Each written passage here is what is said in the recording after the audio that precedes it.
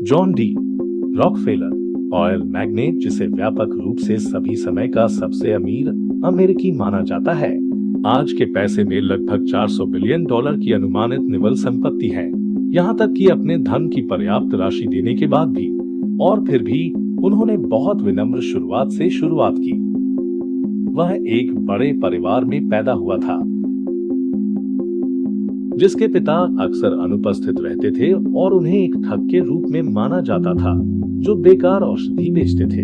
इसलिए छोटी उम्र से ही जॉन को परिवार का भरण पोषण करने में मदद करनी पड़ती थी और छोटे मोटे काम करने लगते थे, जैसे कि पड़ोसियों की टर्की की देखभाल करना या आलू और कैंडी बेचना।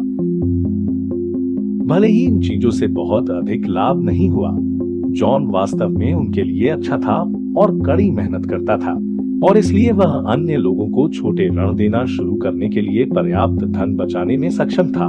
तो एक युवा लड़के के रूप में भी उसमें उद्यमशीलता की प्रवृत्ति थी। लेकिन जब वह 16 वर्ष का हुआ तो उसने स्कूल छोड़ दिया और एक बुककीपर के रूप में अपनी पहली वास्तविक नौकरी प्राप्त की। वह प्रतिदिन केवल 50 सेंट कमाता था। हालांकि लगभग 2 वर्षों तक वहां काम करने के बाद उसके नियोक्ताओं ने अभी भी उसे एक सार्थक वेतन वृद्धि देने से इनकार कर दिया, और इसलिए उसने अपना खुद का उत्पादन व्यवसाय शुरू करने का फैसला किया, क्योंकि उसके पास $100 बनाने का लक्ष्य था और जानता था कि उसे कुछ निर्माण करना होगा। उस लक्ष्य तक पहुंचने के लिए स्वयं का सौभाग्य से उस पहली नौकरी ने उसे पहले से ही बहुत कुछ सिखाया था और उसे अपना उद्यम शुरू करने के लिए $400 जुटाने के लिए अनुभव, संपर्क और प्रतिष्ठा दी थी। मांस, घास और अनाज जैसी चीजें बेचने वाला व्यवसाय जिसने अच्छा प्रदर्शन किया। व्यापार के पहले वर्ष में इसने लगभग $500 मिलियन कमाए। बेशक रॉकफेलर ने वह सब नहीं रखा। इसका बहुत सा हिस्सा व्यावसायिक खर्चों और ऋणों में वापस चला गया, लेकिन इसका मतलब था जब एक बड़ा अवसर सामने आया, उसके पास अब निवेश करने के लिए कुछ वास्तविक धन था, और वह अवसर था तेल। 1859 में पहले अमेरिकी तेल के कुएं की खोज की गई, जिससे पेंसिल्वेनिया में तेल की भीड़ शुरू हुई।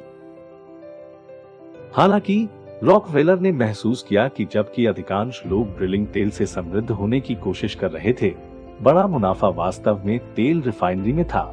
इसलिए सिर्फ 24 साल की उम्र में उन्होंने अपने पहले व्यवसाय के पैसे का इस्तेमाल एक तेल रिफाइनरी बनाने के लिए किया। अब इस समय के आसपास उनकी मुलाकात हेनरी फ्लैगलर नाम के एक व्यक्ति से हुई, जो उनके व्यवसाय में निवेश करने में रुचि रखता था, और इसलिए उन्होंने साथ मिलकर स्टैंडर्ड ऑयल कंपनी को शामिल किया और आसपास की उन सभी छोटी तेल रिफाइनरियों को खरीदने की प्रक्रिया शुरू की जो उनके साथ प्रतिस्पर्धा कर रही थी। जब भी इन रिफाइनरियों में से किसी ने उसे अपना तेल बेचने से मना कर दिया, तो उसने अपना तेल घाटे में बेचना शुरू कर दिया, ताकि उनके ग्राहक उसके पास आने लगे, जिससे ये छोटी कंपनियां कारोबार से बाहर हो जाएंगी। इस प्रकार की प्रथाओं ने स्टैंडर्ड ऑयल कंपनी को पूरे देश में विस्तार करने की अनुमति दी। वे प्रतिद्वंदियों को खरीदना, प्रतिस्पर्धियों को कम करना और जहां भी संभव हो लागत में कटौती करना जारी रखा। जितना अधिक वे बढ़े, उतनी ही अधिक बातचीत की शक्ति उनके पास थी, ताकि वे बेहतर दरों और कीमतों और हर चीज पर छूट के लिए जोर दे सके। रॉकफेलर को छायादार गुप्त सौदों के लिए भी जाना जाता था, और इसलिए 1870 के दशक तक इन सभी कारकों को मिलाकर रॉकफेलर की तेल कंपनी के पास दुनिया के 90% तेल शोधन उद्योग का स्वामित्व है।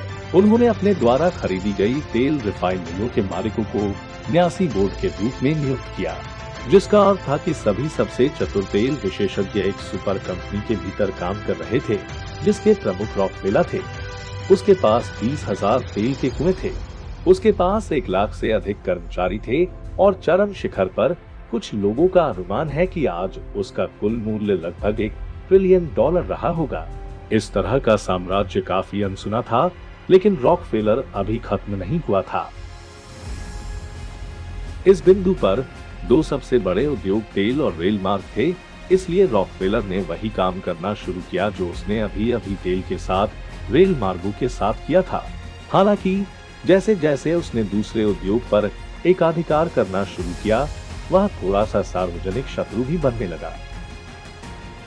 उन्हें कॉरपोरेट लालच और क्रूरता के परम प्रतीक के रूप में चित्रित किया गया था।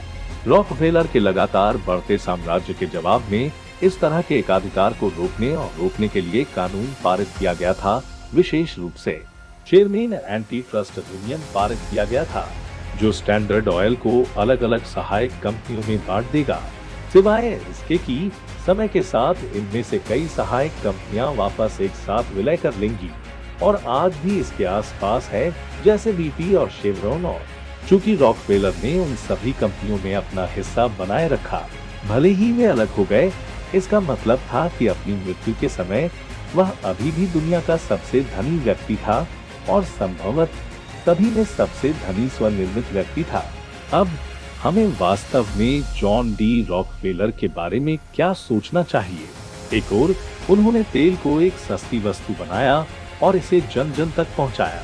वह शून्य से एक ऐसा व्यवसाय साम्राज्य बनाने के लिए गया जिसकी तुलना शायद फिर कभी न की जा सके। उन्होंने धर्मार्थ पाठ्यक्रमों के लिए लगभग $540 मिलियन दिए, जो कि जब आप मुद्रास्फीति के लिए समायोजित करते हैं तो वह अब तक के सबसे कुशल परोपकारी लोगों में से एक बन जाते हैं। हालांकि दूसरी ओर रॉकफेलर व्यापार का एक लालची, निर्मम अत्याचारी था, जो कभी कभी प्रभुत्व के अपने बेरहम रास्ते पर दूसरों को धमकाता, जबरन वसूलता और उनका शोषण करता था। विशेष रूप से प्रतिस्पर्धा को कुचलने के लिए इस्तेमाल की जाने वाली रणनीति।